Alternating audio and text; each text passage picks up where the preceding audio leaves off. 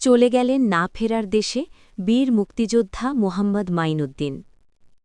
মানিকগঞ্জ জেলা প্রতিনিধি আজাহার হোসেনের প্রতিবেদনে মরহুম বীর মুক্তিযোদ্ধা মাইনুদ্দিন মোল্লারের সম্মানে রাষ্ট্রীয় মর্যাদায় সশস্ত্র সালাম দিবে।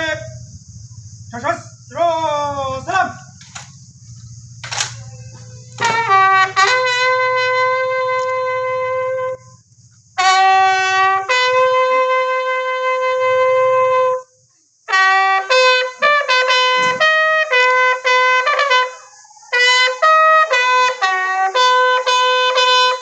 চলে গেলেন না ফেরার দেশে দেশ ও জনগণের অতন্দ্র প্রহরী মহান মুক্তিযুদ্ধের বীর সেনানী মোহাম্মদ মাইনুদ্দিন।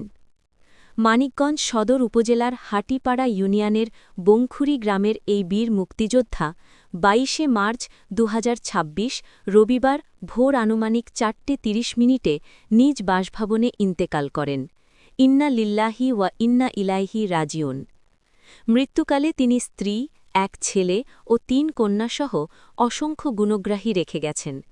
মরহুমের জানাজা নামাজ একই দিন বিকাল ৩:৩০ নিজ গ্রাম বংখুরিতে তার বাড়িতে রাষ্ট্রীয় মর্যাদায় অনুষ্ঠিত হয়।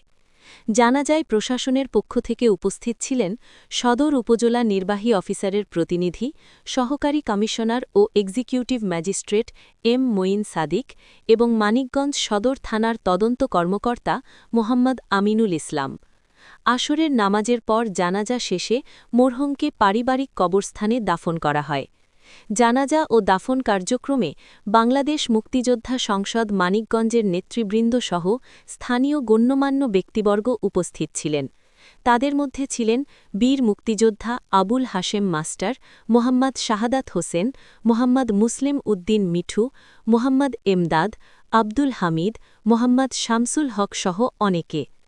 মরহুম বীর মুক্তিযোদ্ধা মোহাম্মদ মাইনুদ্দিনের মৃত্যুতে বাংলাদেশ মুক্তিযোদ্ধা সংসদ মানিকগঞ্জ গভীর শোক প্রকাশ করেছে এবং শোক সন্তপ্ত পরিবারের প্রতি গভীর সমবেদনা জ্ঞাপন করে মরহুমের আত্মার মাগফেরাত কামনা করেছে।